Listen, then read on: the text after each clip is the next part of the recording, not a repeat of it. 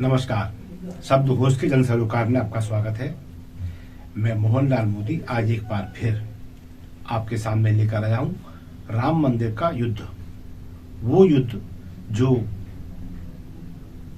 ईसा पूर्व से लड़ा गया, हजारों लोगों ने अपनी जान दे दी और फिर ये 90 के दशक में चरमोत्कर्ष तक पहुंच गया।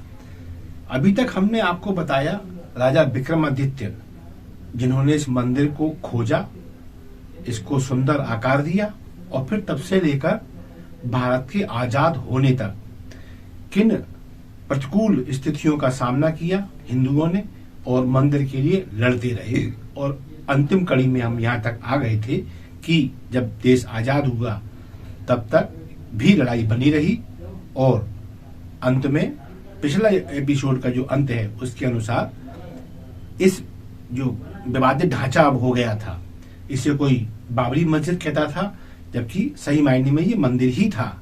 इसमें ताले डल चुके थे पंडित जवाहरलाल नेहरू की सरकार के आदेश के मुताबिक। अब उसके आगे चलते हैं। आजादी के बाद 1950 का साल उल्लेखनीय रूप से दर्ज किया गया इस मंदिर की लड़ाई के लिए। क्यों? क्योंकि जो गोपाल सिंह विशारद थे, अयोध्या के ही थे ये, इन्होंने फैजाबाद कोर्ट में पूजा के लिए अर्जी लगाई। फैजाबाद कोर्ट में, क्योंकि जैसा कि बताया गया इसमें ताले डलवा दिए थे नेहरू सरकार ने, तो फिर पूजा याचना बंद हो गई। लिहाजा गोपाल सिंह विशारद इन्होंने याचिका लगाई फैजाबाद कोर्ट में। इस दौरान अयोध्या नगर पालिका के अध्यक्ष प्रियदत्त राम ये पूजा अर्चना के लिए उस क्षेत्र में रिसीवर नियुक्त कर दिए गए। यानी इसके बाद पूजा अर्चना होने लगी। पूजा अर्चना के बाद बात आई कि जब तक यहाँ हिंदुओं का आधिपत्य स्थापित नहीं होगा तब तक ना तो मंदिर बन पाएगा और ना ही आम लोग इस जगह के दर्शन कर पाएंगे। लिहाजा 1959 9 साल बीत गए। 59 में निर्मोही अखाड़े ने जन्मभूमि पर आधिपत्य अपना प्राप्त करने के लिए मांग उठा दी।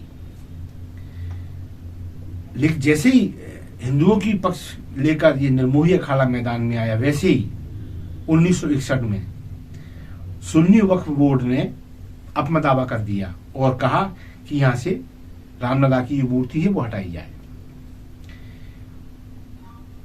कुल मिला के ये लोग चाहते थे कि हालात या तो यथावत बने रहें और या फिर ये मस्जिद करार दे दी जाए। इसी दृष्टि से जब उन्होंने देखा कि आधिपत्य मांगा जाने लगा है, पूजा अर्चना होने लगी है, तो फिर यह स्थिति आ गई कि वहां से मूर्तियां हटाई जाएं और हालात यथावत बने रहें। और दौर गुजरा, 20 साल और निकल गए, 20-25 साल। 86 का साल एक टर्निंग पॉइंट है इस केस का। वो इस प्रकार से है कि राजीव गांधी जब प्रधानमंत्री थे केंद्र में, तो 1986 में अदालती आदेश पर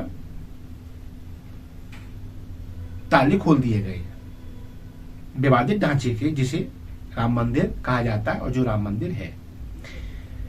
दर्शन की इजाजत मिल गई कि लोग अब यहाँ आकर भगवान रामलला के दर्शन कर सकते हैं। शायद यही वो घटना है जिसके बारे में कभी कभी कांग्रेसी ये कहते हैं कि राम मंदिर के ताले तो हमारे समय में खुले, ताले तो हमारे राजीव गांधी जी ने खुलवाए। शायद वो यही घटनाक्रम है जब अदालत के आदेश पर ताले खोलने पड़ गए। अब जब ये सब चला, दर्शन भी होने लगे, तो विश्व हिंदू परिषद आगे की रणनीति लेकर अब सक्रिय हो गई। वो रणनीति ये थी कि किसी भी प्रकार यहाँ पर इस मंदिर पर और विवादित जमीन जो बताई जा रही है वो दरअसल मंदिर की ही है, राम मंदिर की ही है, रामलला की ही है। अतः यहाँ पे अब आधिपत्य स्थापित होना चाहिए ताकि एक भव्य मंदिर का निर्माण किया जा सके। तो फिर एक धर्म संसद स्थापित करने का निर्णय लिया गया।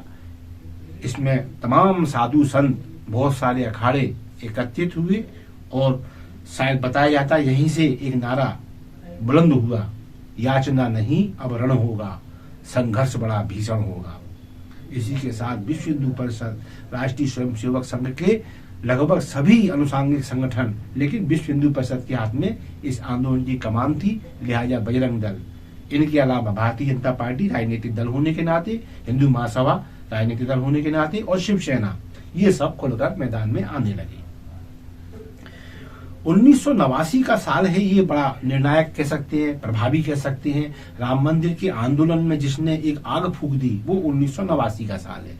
1989 में राम मंदिर आंदोलन चरम पर आ चुका था अपने पर, क्योंकि विश्व हिंदू परिषद ने, यही वो साल है जब हजारों स्वयं सेवकों के साथ में शिलान्यास कर दिया, करने में सफल रही, इस संकल्प के साथ कि अब जहां शिलान्यास हुआ है वहां भव्य मंदिर बनकर रहेगा। जैसा कि मैं अभी हाल बता रहा था कि बहुत सारे संगठन, हिंदूवादी संगठन, कुछ राजनीतिक दल, भाजपा समेत, ये सब भी विश्व हिंदू परिषद के साथ कंधा सा कंधा मिलाकर आगे बढ़ने लगे। 89-90 का जो साल है ये लोहा लेने का साल है इस मंदिर के लिए। एक और जो तथाकथित सेकुलर ताकतें थी वो हर हाल में इसके लिए संदिग्ध बनी रही कि मंदिर नहीं, ये मस्जिद है, साबित करने के प्रयास भी किए गए और शांति स्थापना के नाम पर, धर्मनिरपेक्षता बचाने के नाम पर काफी द्वंद्व हुआ ये 89 और 90 में। विश्व हिंदू परिषद का तो ये चल ही रहा था, इस बीच अडवाणी का रथ भी शुरू हो गया, शायद ये गुजरात के गांधीनगर से शुरू हुआ था और समस्तीपुर में उसको पकड़ लिया गया था। इधर मुलायम सिंह भी मैदान में आ गए, तब उनकी सरकार वहां आ चुकी थी उत्तर प्रदेश में, और उन्होंने कहा था कि परंदावी पर नहीं मार पाएगा स्वयंसेवक, तो बहुत बड़ी बात है। लिहाजा छावनी में तब्दील हो गई थी उत्तर प्रदेश, और फैजाबाद तो ये समझ लीजिए कि सेना का गढ़ बन गया था। सेना या पुलिस, सशस्त्र बल, ये स्थिति वहां उत्तर प्रदेश में मुलायम सिंह ने बना दी थी। तो अब अगले एपिसोड में विस्तार से इस चीज को लेंगे कि लालकृष्ण आडवाणी ने किन परिस्थितियों में रथ यात्रा रवाना की या वो चालू करी, किन परिस्थितियों में राम मंदिर के जो पुरोधा थे स्वयंसेवक उनको गोलियों से उड़ाया गया, यानी सरयू का पानी लाल हो गया। ये युद्ध इस स्थिति तक चला कि निहत्थे स्वयंसेवकों पर गोलियां चलाई गई, राम भक्तों पर गोलियां चलाई गई, कैसे ढांचा ढहा, ये सब अगले एपिसोड में हम शामिल करेंगे। तब तक के लिए आज्ञा दीजिए, और हमारे कंटेंट, जैसा कि हम हमेशा कहते हैं, नई जानकारी लेकर आते हैं, जन सरोकार लेकर आते हैं, सामाजिक सरोकार बने रहते हैं, और आपको भी ऐसा लगता है तो प्लीज हमारे इन कंटेंट को लाइक करें, इन्हें शेयर करें, और शब्द घोष आपका अपना चैनल है, इसे सब्सक्राइब करना ना भूलें। धन्यवाद। जय हिंद, जय भारत, जय श्री राम।